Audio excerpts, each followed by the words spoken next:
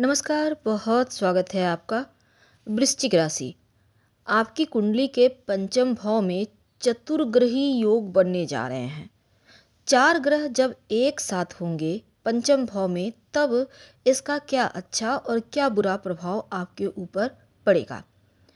क्योंकि 4 ग्रहों में सूर्य, शुक्र, बुध और राहु 4 ग्रह बैठेंगे। वैसे तो पंचम भाव में सूर्य देव 14 मार्च से आएंगे और यहाँ पर राहु पहले से विराजमान है, फिर बुध और शुक्र भी आ जाएंगे। 4 ग्रह जब एक साथ होंगे तब बड़ी घटनाएं होंगी, लेकिन इसका आपके ऊपर क्या प्रभाव पड़ेगा पहले ये समझते हैं। देखिए, पंचम भाव में सूर्य, बुध, शुक्र, राहु एक साथ होना बहुत महत्वपूर्ण योग माना जाता है। ज्योतिष में विद्या, बुद्धि, संतान, प्रेम संबंध, रचनात्मकता, शिक्षा का भाव है पंचम भाव। अचानक से धन लाभ, धनहानि, शेयर मार्केट, जुआ, लॉटरी, सट्टा भी इससे जुड़ा होता है। अब 4 ग्रह जब बैठेंगे, देखिए सूर्य जो है वो आत्मा है, पिता के कारक हैं, सरकारी नौकरी के कारक हैं और आपके अंदर लीडरशिप का गुण भी देते हैं, लेकिन अहंकार भी बढ़ाते हैं। अब राहु के साथ सूर्य बैठे हैं तो थोड़ा अहंकार बढ़ेगा, इस पर काबू रखना होगा, घमंड ना करें। और संतान को लेकर थोड़ा परेशानी भी दिख रहा है। हालांकि सूर्य राहु दोनों साथ में हैं तो ग्रहण भी लगेगा, तो संतान किसी कारणवश आपसे दूर जा सकता है, पढ़ाई लिखाई के ही मामलों में सही, तो उनसे सुख में थोड़ी कमी आएगी, थोड़ी बाधाएं दिखेगी। हालांकि थोड़ा सावधान रहेंगे, रोज भगवान सूर्य को प्रणाम करेंगे तो अनुकूल रहेगा। अब बुध भी साथ में है। बुध जो बुद्धि विद्या के दाता हैं, व्यापारी भाइयों के भी लिए बुध बहुत इंपॉर्टेंट होता है। तो बुध चतुर्भी बनाता है, रचनात्मक क्षमता भी देता है, क्रिएटिविटी का गुण भी देता है। और बुध जब राहु के साथ जुड़ेंगे तब मार्च अप्रैल के महीने में कुछ नेगेटिव कुछ पॉजिटिव फल तो होगा। सबसे पहली बात ये होगा कि समस्या है तो समाधान भी है। अब राहु है तो मानसिक भ्रम देंगे, लेकिन इच्छाओं को भड़काता भी राहु है।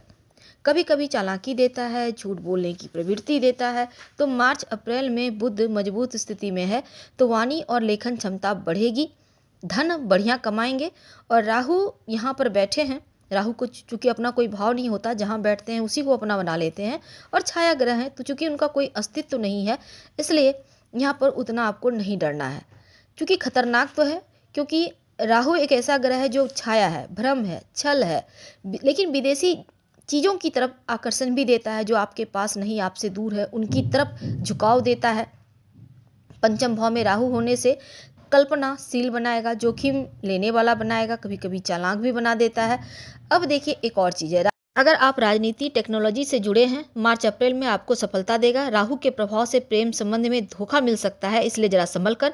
संतान संबंधी थोड़ी चिंता हो सकती है, बैलेंस बनाए रखें तो अनुकूल रहेगा। और आप चाहें तो भगवान श्री कृष्ण की आराधना कर सकते हैं, मुश्किलें कम होंगी। हालांकि प्रेम, सौंदर्य, कला, भौतिक सुख सुविधाओं का कारक जो शुक्र है वो भी पंचम में है, तो आपके अंदर आकर्षण बढ़ेगा, रोमांटिक हो जाएंगे। और राहु के कारण प्रेम संबंधों में भ्रम भी आ सकता है, विश्वासघात हो सकता है, इसलिए आपको थोड़ा सतर्क रहना है। अगर आप फिल्म, मीडिया, ग्लैमर की तरफ हैं तो ऐसे में करियर में तेजी से आगे बढ़ेंगे, हाई लेवल तक पहुंच सकते हैं आप।